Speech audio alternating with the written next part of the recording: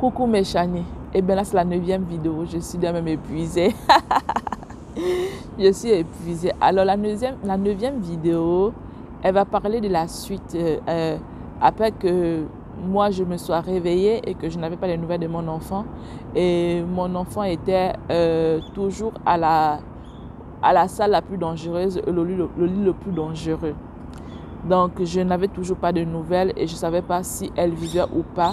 Mais dans ma tête, il y avait des choses qui se mélangeaient. Je me disais que peut-être qu'elle ne vit pas. Voilà pourquoi on me cache la chose.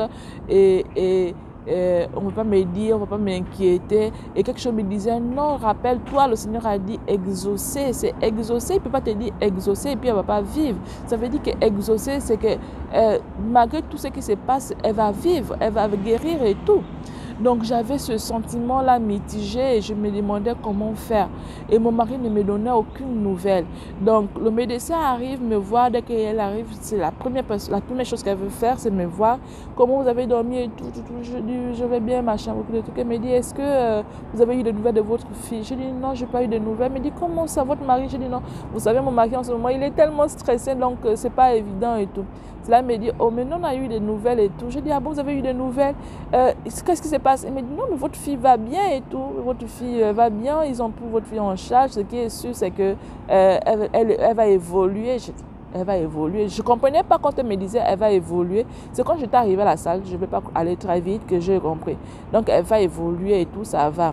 Et là, je dis, elle va évoluer. Comment ça, elle va évoluer? Bon, je ne comprends rien du tout, donc je ne m'appuie pas sur la chose. Donc, et là, elle me dit, mais aujourd'hui, vous allez vous lever. Donc, on parle bien. L'opération est finie à 21h. Hein. 21h dans la nuit. Et donc, le matin, à 6h ou 7h, elle me dit que je me lève. Je dis, docteur, comment ça? Elle me dit, votre fille a besoin de vous. Vous devez vous lever. Je dis, docteur, même pas un jour. On m'a opéré 21h. Et là, il est 6h. Vous voulez que je me lève? Même pas un jour. Vous savez, en Afrique, on dit que lorsque on t'opère, tu ne dois pas manger. Moi, j'ai mangé des trucs solides ce jour. J'ai mangé des trucs solides. J'ai mangé le pain, j'ai mangé la nourriture sérieuse. La nourriture sérieuse, le gaz, on me dit, mais on dit qu'on attend le gaz. Le gaz n'était même pas encore arrivé. Elle me dit, mange. Ce n'est qu'en mangeant que tu as fait le gaz. Je dis, mais docteur, on dit chez nous. Elle me dit, mange. J'ai mangé le pain, j'ai mangé mon steak, j'avais mangé le steak. J'ai mangé le steak, j'ai mangé le pain, j'ai mangé. Donc, eux, ils mangent toujours avec le pain. Je ne sais pas pourquoi les Français aussi, il y a toujours le pain quelque part. Vous pouvez manger quelque chose, mais à la fin, il y a toujours le pain. Donc, on me donnait tout, mais il y avait toujours le pain. Donc, j'ai mangé tout ça, j'ai fini de manger. Avant même là-bas de manger, elle me dit, donc, madame, vous allez vous lever. J'ai dit, ah, docteur, c'est trop tôt. Donc, en espace seulement des heures, il fallait que je me lève. Pardon. Et là, j'ai essayé, mais je n'ai pas réussi. J'ai essayé de m'asseoir. C'était tellement difficile que je me suis allongée. Et là, j'ai déposé le corps très... Elle me dit, oh madame, on ne fait pas ça. Ça faisait mal. J'ai dit, je ne peux pas. Je me suis allongée encore à nouveau, mais j'avais déposé le corps vraiment brusquement. C'était trop fort. Et quelque chose me dit, effectivement, ma fille a besoin de moi. Il faut que je m'élève. Elle me dit, je dis à docteur, je vais me lever. Elle me dit, non. Vous êtes assise, allongée plus que moi là. Attendez un instant, restez. Je dis, non, docteur, je vais me lever. Elle me dit, restez. Attendez, tout à l'heure, je reviens encore. Donc, j'ai mangé autre. Après, elle est partie. Ils sont revenus plus tard. J'ai dit, docteur, je vais essayer. Donc, on a essayé. C'était pénible. J'ai essayé de marcher quelques pas.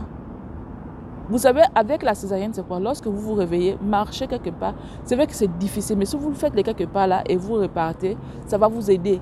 À partir de là, vous allez avoir le courage, la force de pouvoir faire maintenant. Il y aura la douleur, mais comme vous avez déjà fait la première fois, ce serait facile. Donc, j'ai fait ça. Je ne suis pas allée au bout du couloir parce qu'il fallait prendre le couloir. Je n'étais pas allée au bout du couloir, mais j'avais quand même fait une partie du couloir et j'ai fait demi-tour avec les gens qui m'attrapaient. Et après un moment, je leur ai dit non, laissez, je vais essayer moi-même. Donc, j'ai attrapé maintenant le mur parce que ce qui m'a motivé, c'est qu'il fallait que j'aille trouver ma fille. J'avais en tête, le Seigneur me disait, elle a besoin de toi. Elle a besoin de toi. Et le médecin même me disait, ta fille a besoin de toi. Ta fille a besoin de toi. Et après un moment, c'est devenu quelque chose qui retentissait dans ma tête. Ta fille a besoin de toi. J'ai compris que même si je suis loin et si je prie, ma fille a besoin de prière devant moi. Je dois prier devant elle. Donc, c'est comme ça comment je dis, J'ai commencé à faire et je suis allée m'asseoir. Et après, ils sont partis. Quand ils sont partis, après, j'ai encore appelé. Ils sont venus, j'ai dit non, je vais encore marcher. Ils me disent, oh, mais on veut des fêtes. J'ai dit non, je vais encore marcher. Là, j'étais maintenant motivée pour aller trouver ma fille à l'autre hôpital, la Croix-Rouge. Donc, c'est comme ça que moi, j'ai encore essayé de marcher. Et quand j'ai essayé de marcher, j'ai réussi. Et là, j'ai dit au docteur, docteur, je vais voir ma fille. Elle me dit, effectivement, je voulais bien que vous alliez voir votre fille. Je vous prends le rendez-vous, vous allez aller voir votre fille. Vous avez besoin de l'ambulance pour vous accompagner. Ou bien, mon mari, comme l'ambulance, il faut payer. Mon mari dit, non, non, non, pas besoin d'ambulance. On va partir, je vais prendre le chauffeur, il va nous accompagner et tout. Donc, le chauffeur arrive. Je crois, hein, on est parti. On était parti voir ma fille. Donc, je ne sais plus si j'étais partie le deuxième jour ou le troisième jour, mais en tout cas, le docteur m'avait donné les nouvelles de ma fille parce qu'elle communiquait avec l'hôpital et on lui disait et autres. Donc, quand je m'élève, je vais à l'hôpital ce jour. C'était la première fois que je mets pied dans un grand bâtiment immensement, vraiment imposant. Et j'arrive dans cet hôpital, quand je dépose mes pieds, vous savez, la parole dit quoi? Que tout lieu où foulera la pointe de tes pieds, te le donne en héritage. Je commence à proclamer cela. Avec une démarche, il fallait me voir comment je marchais, j'étais courbée, j'attrapais mon ventre et je collais. Mon mari ne pouvait même pas voir qu'il faut m'attraper. Donc, je collais le mur. Quand il y avait le mur, je collais le mur et je marchais. Je dis que même en rampant, je vais arriver là sur ma fille. On a Dieu merci que c'est des endroits bien là où les hôpitaux. En fait, il y a des trucs, tu peux prendre le truc pour pouvoir t'asseoir, mais on ne connaissait pas tout ça. Donc, du coup, j'ai marché. J'ai marché. Peut-être que les gens se disaient que peut-être que j'étais malade. J'ai marché. Je suis arrivée jusque dans la salle. J'ai fait le rituel. Mon mari m'avait expliqué que non, il faut d'abord passer par là pour pouvoir te désinfecter. Je suis passée par là. J'arrive. La dame me dit, oh, c'est la maman. Oh, oui, oui, oui. Vous voulez votre fille? Je dis non. Je ne peux pas. Elle était toute petite. Je dis je ne peux pas. J'ai peur de l'écraser. Je dis ça en français. Antoine ne m'écoute même pas. Donc, quelque chose me dit, à l'instant, le Seigneur me dit, prends ta fille. Prends ta fille, tu dois prier avec elle. J'ai obéi sur le champ. Je dis, est-ce que vous pouvez m'aider? Je dis à mon mari, dis à la dame de m'aider, de me donner l'enfant et mettre l'enfant dans mes mains. Et là, mon mari lui dit en anglais qu'il faut l'aider, elle veut porter l'enfant. Elle me donne l'enfant dans mes mains, je regarde mon enfant et le Seigneur me dit, souffle dans ses narines. Prophétise, parle. Donc, je rapproche mon enfant. Je crois que c'est moi qui m'étais courbée ou je l'avais rapproché, je ne sais plus trop. Et j'ai commencé à souffler. La dame était là partie parce que de peur que la dame puisse me regarder bizarrement. Elle est partie, même s'il y a les caméras qui m'ont vu. Peut-être qu'ils ont dit que ça a fait quoi, je m'en fiche. J'ai commencé à souffler dans les narines de mon enfant. J'ai commencé à prier. J'ai dit que ce souffle, c'est le souffle du Seigneur. Tu reviens à la vie. Tu te réveilles. Tu traverses. Parce que ça veut dire expliquer que l'enfant doit faire aller, machin. Tu te réveilles de là où tu es. Tu n'es qu'endormi. Tu te réveilles. Ma fille, tu réagis maintenant. Tu réagis maintenant. Tu réagis parce que tu dois sortir. On doit partir à la maison. Moi, quand je sors de l'hôpital, toi, tu dois sortir de l'hôpital. Tu réagis maintenant. Je souffle dans ses narines. Je parle. Je commençais à parler, à prophétiser. J'ai prié. J'ai chanté. J'ai loué. J'ai fini de faire tout. J'ai eu la paix. J'ai eu la paix. Et là, je suis repartie à l'hôpital. Quand je repars à l'hôpital, le Seigneur est merveilleux, les amis. Je vous assure. Accrochez-vous à Dieu. Accrochez-vous à Dieu. Il n'y a pas une personne qui peut faire mieux que lui. Dieu vous connaît. Il connaît votre vie. Il sait qui vous êtes. Il sait où vous allez. Dieu seul sait ce qui va vous arriver. Si vous faites les choses sans Dieu, vous n'allez pas vous en sortir. J'ai mis ma confiance en Dieu. J'ai dit, Dieu, tu as dit que ça s'appelle exaucer. Exaucer, c'est lève maintenant de là. Exaucer va vivre. Exaucer va vivre. Et là, après faire ma prière, après souffler dans les narines, comme Dieu m'avait dit, souffle dans les narines. Après prier, j'ai même changé sa couche, imaginez. La dame me dit, vous allez changer sa couche. Regardez, elle vient même de faire caca dans vos mains. J'ai changé sa couche, moi qui avais peur de soulever mon enfant parce qu'elle était toute petite.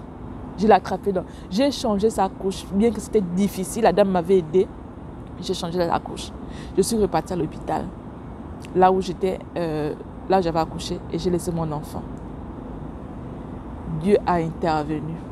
Ma fille a sauté les lits. Elle n'a pas fait le deuxième lit. Elle n'a pas fait je crois qu'elle était retrouvée au troisième. Ma fille n'a pas mis du temps à se retrouver au lit de la sortie pour se retrouver dans une autre pièce. Elle a quitté la salle la plus dangereuse. Bon, ce n'est pas aussitôt qu'elle a quitté la salle, mais elle a quitté le lit le plus dangereux de la salle la plus dangereuse. Ma fille avait quitté le lit. Elle a quitté cette couveuse. Cette couveuse de la vie ou de la mort. Elle a quitté cette couveuse la plus dangereuse. Le médecin me dit, vous voyez, votre fille a changé de lit. Je dis, ah bon? Il me dit, votre fille a changé de lit. Mon médecin, là où qui m'avait fait accoucher. Parce qu'elle était tout le temps en contact avec l'hôpital pour avoir les nouvelles de l'enfant. Votre fille a changé de lit. Je dis, oh, gloire à Dieu. Et là, je comprends pourquoi le Seigneur voulait vraiment que je souffle dans ses narines. Mon mari était là quand je faisais ça, hein, comment je soufflais. Je suis sûr qu'il se disait que ça l'a fait quoi. Mais j'en suis sûr que si les gens ont vu les caméras, ils ont dit, mais la Gaule, elle est folle ou quoi. Parce qu'ils ne connaissent pas ça. Et c'est comme ça comment. Mais moi, j'ai béni le Seigneur parce que je me dis, ils m'ont entendu prier. Ils m'ont entendu louer le Seigneur. C'est qui est ceux qui disent que, ah, on dit le Dieu là quand même, il existe. Donc, parce qu'ils croient beaucoup, hein, mais ils ne croient pas en Dieu, ils croient en leurs arbres, en tout ce qu'ils ont. Pardon. Pas en Dieu, mais à leurs choses là-bas. Donc, c'est comme ça comment j'étais contente. Et au fur et à mesure, ma fille a continué à évoluer. Et je crois que je suis repartie encore la seconde fois, elle était toujours dans la même pièce. Mais la troisième fois, ma fille avait changé la salle la plus dangereuse. Donc, elle s'était retrouvée dans une autre salle, là où elle avait pris des kilos, où je pouvais lui donner moi-même le biberon, je pouvais changer ses vêtements, je pouvais rigoler avec elle, elle me faisait son sourire, elle aime sourire, là vous voyez ma fille, elle aime sourire. Il y a une dame qui dit, ta fille c'est une coquine, hein? Elle aime tellement sourire, et j'aime trop son sourire. Donc, elle commençait déjà à rigoler avec moi, et autres, j'étais contente.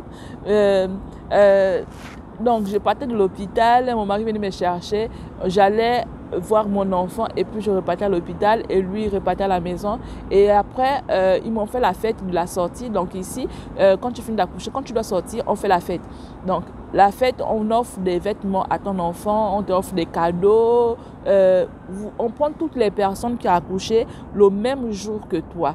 Hein, le même jour que toi. Donc, si vous êtes 5 à avoir accouché le même jour, on fait votre fête le même jour. Vous vous retrouvez, vous faites la connaissance, parce que vous ne vous connaissez pas, mais c'est ce jour-là que vous allez faire la connaissance. Et puis, vous pouvez communiquer entre vous. Donc, quand on fait la fête, on vous donne des fleurs, on vous donne des cadeaux, on donne des cadeaux à votre enfant. Vous sortez de là avec un gros sac. Hein. Moi, je suis sortie de là avec un gros sac.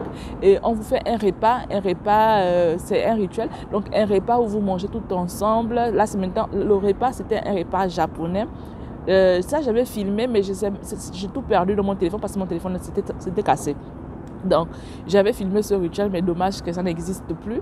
Donc, on vous fait, c'était vraiment bien parce que c'est le revoir quand on vous dit au revoir. Et après, vous restez en contact, enfin, vous pouvez rester en contact avec les autres mamans qui ont accouché, si vous voulez. Mais comme c'était la majorité, c'était des femmes qui parlaient japonais, donc je ne suis pas restée en contact avec elles parce qu'elles ne parlaient pas anglais et autres. Donc, c'était bien, c'était vraiment bien. Donc vous mangez, après on vous donne vos cadeaux, on vous donne les fleurs. Et j'étais rentrée à la maison. Donc quand je suis rentrée à la maison, à cet instant, j'étais tous les jours à l'hôpital. Tous les jours à l'hôpital où se trouvait ma fille.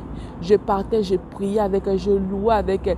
Et là, ça allait très vite. Elle avançait de salle en salle, de salle en salle. Elle évoluait, elle prenait des kilos. Elle prenait des kilos. C'était tellement merveilleux. Merveilleux, merveilleux, merveilleux. Le Seigneur avait vraiment intervenu jusqu'à ce que... après, ils me disent, ok, il y a quelqu'un de la mairie qui viendra voir l'enfant parce qu'on doit... on doit prendre les kilos de l'enfant. Comme vous allez rentrer, donc on me préparait déjà comment je vais faire quand je vais rentrer avec mon enfant. L'enfant a fait, je crois, 3 semaines à l'hôpital. Elle a fait 3 semaines à l'hôpital. Et 3 semaines là, j'étais tous les jours, malgré ma césarienne, les amis. Malgré ma césarienne, j'étais là-bas tous les jours. Tous les jours, jusqu'à ce qu'elle est arrivée dans une salle là où on n'a plus besoin de protocole. On n'a plus besoin de protocole. C'était plus trop. Le protocole était un peu restreint maintenant. Donc la famille pouvait maintenant venir voir l'enfant. Donc à cet instant, je ne sais pas si c'est à cet instant que ma petite avait filmé l'enfant ou quoi. Donc on pouvait venir voir l'enfant. Mais avant, on ne pouvait pas. Donc les gens pouvaient venir visiter. Mais ses grands frères sont venus la voir à l'hôpital. C'était tellement magnifique, c'était beau et tout. Et elle a continué à évoluer, mais elle ne dormait pas toujours avec nous, elle dormait toujours à l'hôpital. Donc je repartais à la maison. Mais dès que je me levais le matin, la première chose que je sais me laver, faire ce que j'ai à faire. Parfois je ne faisais même rien parce que ma petite soeur me disait que tu n'as rien à faire, je suis venue pour ça, je suis venue pour m'occuper de toi, donc occupe-toi de ta fille, vas-y, machin, de tout. Donc je sors le matin, je suis là-bas, après je reviens. Et les gardiens, je ne sais pas trop comment il faut les appeler, ceux qui étaient à la porte, ils me connaissaient même déjà. Et ce qui était bien, c'est que c'était nous, on était le seul enfant noir. Donc dès qu'on voyait enfant noir, on savait déjà que c'était nous. On te dit seulement, ah ta fille, donc tu te diriges déjà là où tu avais laissé ta fille. On te dit non, non, non, non, non, elle n'est plus là-bas, elle est déjà là-bas. Donc on te montre, elle est déjà à l'autre côté. Donc tu pars. Si elle a changé de salle, on te dit non, ta fille n'est plus dans cette salle, ta fille est déjà dans l'autre salle. Et c'était vraiment beau. Donc je voyais comment le Seigneur intervenait de gloire en gloire, de gloire en gloire. Et je ne sais pas si c'est avant ou après. Et là, mon mari me dit, ok, j'ai un prénom aussi pour l'enfant. Et il me dit Victoire. Donc Victoire, sa grande sœur s'appelle Victoire. Et moi, je disais que moi, je souffrais que l'histoire des gros prénoms, là, je ne veux pas que ma fille ait un gros prénom. Et le Seigneur venait me faire comprendre que, écoute, Victoire, là, ça n'a rien à voir avec la sœur de ton mari. Tu t'inquiètes parce que c'est un gros prénom. Tu ne veux pas que l'enfant ait un gros prénom. Mais je vais te dire que le prénom a été inspiré par moi. Victoire, c'est la victoire qui est exaucée. Donc, vous voyez, ma fille s'appelle Victoire exaucée. Donc, le Seigneur pourrait venir me faire comprendre que ça n'a rien à voir avec sa sœur. Lui, il pense que c'est sa sœur, mais c'est moi qui l'ai inspiré. Le prénom, c'est la Victoire exaucée. Donc, ma fille s'appelle Victoire exaucée. Pour moi, c'est ma victoire qui a été exaucée. Donc, c'est comme ça que moi, j'ai fini par accepter le prénom, bien que je le trouvais gros. J'ai fini par l'accepter. Mes soeurs m'ont dit, mais c'est un gros prénom. Puis j'ai dit que non, Dieu a dit que c'est pas gros, c'est victoire, la victoire qui a été exaucée. Donc, on a accepté le prénom et ma fille est sortie de l'hôpital. Et avant de sortir de l'hôpital, une autre chose arrive encore. Et bien, la chose qui arrive, c'était quelque chose de très bizarre. Là, je pense que je vais en parler prochainement. Donc, on nous appelle, on nous dit, donc, on aimerait vous voir, ok? Mari et femme, donc le couple, on arrive et là on va dans une petite pièce et le médecin nous annonce une nouvelle triste qui avait encore chamboulé ma personne et qui m'a aidé encore davantage à m'accrocher au Seigneur, et à croire au Seigneur et croire que ce prénom qu'il a donné à ma fille, c'était quelque chose de vrai, la victoire qui est exaucée. Et donc on va à la réunion, moi qui ne parlais pas vraiment anglais, qui ne comprenais pas, ce jour j'ai compris. Les médecins nous font asseoir et puis là ils nous donnent un diagnostic. Ils nous disent ok, par rapport à votre enfant, on pense que votre enfant est atteint de X maladie. Je vous laisse dans le suspense pour la prochaine capsule du témoignage. Elle se fera d'ici là. Pour le moment, je ne suis pas prête pour cette partie du témoignage. C'est pour vous dire que avec mon fils, je me suis arrêtée aussi à un niveau, n'est-ce pas? Je me suis arrêtée à un niveau du témoignage de mon fils. Je vous dis le déroulement de comment il a grandi, je vous dirai plus tard. Et bien, c'était aussi une chose pareille. Là, on m'a annoncé une maladie sur mon fils. On a annoncé une maladie sur mon fils. Et c'est là où je me suis arrêtée dans le témoignage de mon fils. Et là, je m'arrête encore sur le témoignage de ma fille parce que les médecins m'ont fait asseoir, moi et mon mari, pour me dire que mon enfant était atteint d'une maladie. Et cette maladie, donc ces deux parties du témoignage, ça, je vais vous expliquer plus tard. Je demande au Seigneur de m'accorder encore la force de pouvoir le faire. Mais ce qui vient avant, il a déjà permis. Je vous ai parlé de chez mon fils et de chez ma fille. Maintenant, il vous reste à comprendre maintenant la partie qui suit chez mon fils et la partie qui suit chez ma fille. Donc ça, attendez. Ce qui est sûr, c'est que le Seigneur va me permettre de le faire d'ici peu. Je ne sais pas trop quand, mais je m'accroche au Seigneur pour que je puisse. Je sais que ça va bénir quelqu'un d'autre encore, la partie du message. Mais sachez que exaucée aujourd'hui, ma victoire exaucée, elle va à l'école. Elle est pleine de vie. Elle est charmante, elle est souriante, elle est une coquine. On dit qu'elle est une coquine parce qu'elle aime trop, vraiment, elle est très chou. Elle aime faire des câlins à sa maîtresse. C'est magnifique. Mais la partie que je vais vous raconter, c'est encore une partie aussi qui est très troublante. Je vais vous dire que vous me voyez, je suis assise là, derrière moi là, c'est l'établissement où apprend mes enfants. C'est le lycée français international de Tokyo. Donc, c'est tout juste derrière. Je viens avec ma fille à l'école et j'attends. Tout juste pour vous dire la difficulté qu'il y a en ce moment concernant ma fille. Donc, je ne suis pas encore prête pour vous dire cela. Souffrez et attendez. Je vais demander à mon Dieu de m'accorder la grâce de vous dire cette partie du témoignage. Tant chez mon fils, tant chez ma fille. Ce n'est pas la même maladie, mais ce sont des choses que j'ai refusées jusqu'à présent et je refuse que ces maladies puissent être des maladies vraiment de mes enfants. Je refuse jusqu'à aujourd'hui. Donc, comprenez que je ne peux pas déjà en parler parce que je ne suis pas encore prête. Déjà, je n'ai pas accepté ces maladies jusqu'à aujourd'hui. Donc, je ne peux pas encore vous en parler. Mais je vais vous dire d'ici. Je sais que le Seigneur va permettre que je le fasse. Comme il a permis aujourd'hui que je vous parle de ma fille. Donc, je sais qu'il va permettre. Donc, souffrez. Je vais répondre la partie du témoignage, les deux parties du témoignage à ce niveau. C'est bizarre que les enfants ont à peu près la même histoire, bien que ça soit différent, mais c'est à peu près les mêmes histoires. Il y a toujours une maladie. Après, on vient me dire qu'il y a une maladie. Donc, je m'arrête là pour ne pas aller très loin, souffrir d'attendre. Et abonnez-vous déjà, parce que lorsque je parlerai de cette partie, de cet épisode de la vie de mes enfants, il faudrait que vous soyez connectés, il faudrait que vous soyez abonnés à cette chaîne pour recevoir la vidéo. Parce que ce qui est sûr, c'est que quand je vais le faire, je vais poster. Donc, si vous êtes abonné, facilement vous retrouverez la vidéo et vous saurez en fait ce qui m'a encore brisé, ce qui m'a encore cassé, combien je devais encore m'accrocher au Seigneur pour pouvoir accroître ma foi. Parce que justement, ces événements m'ont permis de m'accrocher vraiment au Seigneur. Donc, ce qui se passe en ce moment avec ma fille, ce qui fait que je suis obligée de prendre le bus scolaire, chose qui ne se passe jamais, qu'on n'a jamais vu. Je prends le bus scolaire avec ma fille, je dépose ma fille.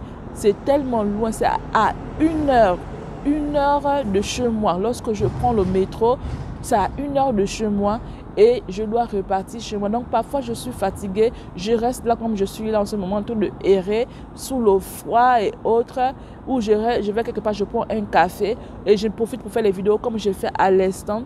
Ou encore, je repars à la maison et donc je vais faire 4 tours. Je ressors pour venir parce que je dois prendre le bus encore avec ma fille. Elle n'est pas autorisée à prendre le bus elle-même à cause des raisons de santé. Des raisons que je vous en parlerai plus tard. Donc, je m'arrête à l'épisode là où les médecins nous avaient dit, voilà, on soupçonne telle maladie sur votre fille et on croit que c'est ce qu'elle a. Donc, cette maladie, c'est quoi? Restez connectés et vous saurez à partir du moment où le Seigneur va me dire, il est temps d'aller en parler, j'en parlerai. Mais pour le moment, je m'arrête là. Et quand le Seigneur voudra aussi que je parle de la maladie qui a été dite aussi sur mon fils, je continuerai le témoignage de mon fils. Vous avez vu que je me suis arrêtée jusqu'à présent, je n'ai pas parlé de ça. Mais c'est parce que le moment n'est pas encore arrivé. Donc, souffrez d'attendre. Abonnez-vous surtout pour ne pas rater. Et si tu es une femme, tu passes par n'importe quoi, je ne sais pas trop quoi que ce soit, sache qu'il y a des gens qui vivent pire que ce que tu vis. Et comment je fais pour trouver le sourire? Moi qui n'avais pas de sourire, je ne souriais pas trop. Je souriais, mais j'étais quelqu'un pas comme je suis aujourd'hui. Mais le Seigneur m'a aidé. Le Seigneur m'a travaillé. Le Seigneur a fait en sorte que je sois celle que je suis aujourd'hui. Le Seigneur a permis que moi qui étais timide, moi qui ne parlais jamais, qui ne pouvais pas parler au milieu de 5 personnes, moi qui ne pouvais pas parler de sa famille, qui ne pouvait pas exposer les choses de sa vie, de sa famille ou quoi que ce soit, je parviens à le faire aujourd'hui. C'est parce que je sais qu'il y a quelqu'un qui a besoin d'entendre certaines choses. Il y a quelqu'un qui a besoin d'entendre certaines choses. Sachez que moi, si j'ai réussi à le faire, c'est parce que j'ai mis ma confiance au Seigneur. C'est parce que je me suis dit, Seigneur, je vais aller à un autre niveau avec toi. Et ces événements me permettent d'aller à un autre niveau avec le Seigneur. Tout ce que je vis aujourd'hui me permet d'aller à un autre niveau avec le Seigneur. Je reste accroché parce que je comprends que ce que je vis en ce moment, ce n'est pas des choses que vous et moi, personne lambda peut vivre et puis être tranquille, avoir le sourire. Sourire. Ce n'est pas des choses qu'on peut avoir le sourire. On ne peut pas avoir le sourire. Quand tu vois ton enfant, tu ne peux pas avoir le sourire. Mais Dieu m'a donné le sourire dans ces moments. Dieu m'a dit, parle, parle. Il y a des gens qui veulent entendre cela. Il y a des gens qui ont besoin de ça.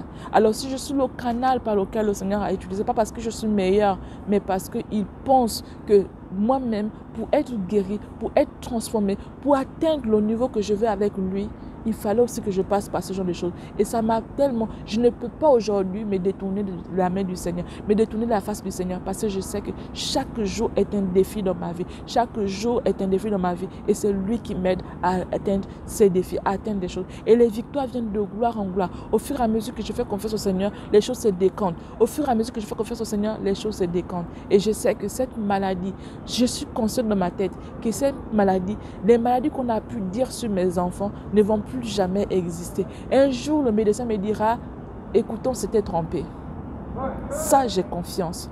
Pour mon fils ici, quand je suis arrivée avec lui, les médecins disent, on fait des examens, mais on ne voit pas la maladie en question. On ne voit pas. J'ai dit, mon Dieu, en train d'agir. J'ai demandé la dernière fois au médecin de ma fille, est-ce qu'il y a une possibilité que vous vous êtes trompé par rapport à cette maladie? Il me dit non. Il me dit, pourquoi vous dites ça? J'ai dit non, parce que j'ai été diagnostiquée stérile. Avant que je ne puisse faire des enfants, j'étais stérile. Et aujourd'hui, j'ai les enfants. Je crois en un Dieu qui change les choses. Et je crois que ces maladies-là, viendra un jour, vous allez me dire, écoutez madame, on s'était trompé. Voilà pourquoi je vous pose cette question. Il y a une possibilité que vous vous êtes trompé. Il me dit, c'est pas sûr, hein, ce sont les examens de sang qu'on a fait et tout. J'ai dit, ok. Mais moi, je suis convaincue. Voilà pourquoi je n'en parle pas encore aujourd'hui.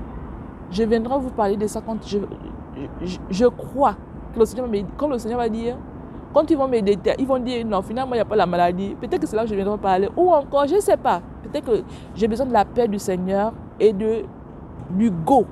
Donc, go de G-O. Aller du Seigneur. Quand il me dit le top, vas-y, parle, je vais parler. Parce que je sais qu'à cet instant, il y a un moment, il y a un papa qui sera à la toute de ce message. Et là, je vais vous dire cela. Alors, ça, c'était un peu plus long. Donc, c'était la 9e vidéo. Je vais tout faire pour mettre ça en rose. Donc, la première page en rose. Pour que vous puissiez vous rappeler que ça, il s'agit de l'histoire de la fille et non du garçon. Pour que vous puissiez avoir une distinction entre les deux histoires. Parce que c'est un peu similaire, mais c'est des choses un peu... Hein. Donc, je vais mettre ça en rose. Et chez mon fils, je vais changer. Pour ceux qui ont suivi déjà les témoignages, j'en ai fait en 3 parties. Donc, la première vidéo. Et puis, je crois qu'il y a 3 qui suivent. Donc, je vais mettre ça en bleu pour que vous puissiez vous retrouver. Donc, à la prochaine vidéo. Bisous. D'ici là, on se capte.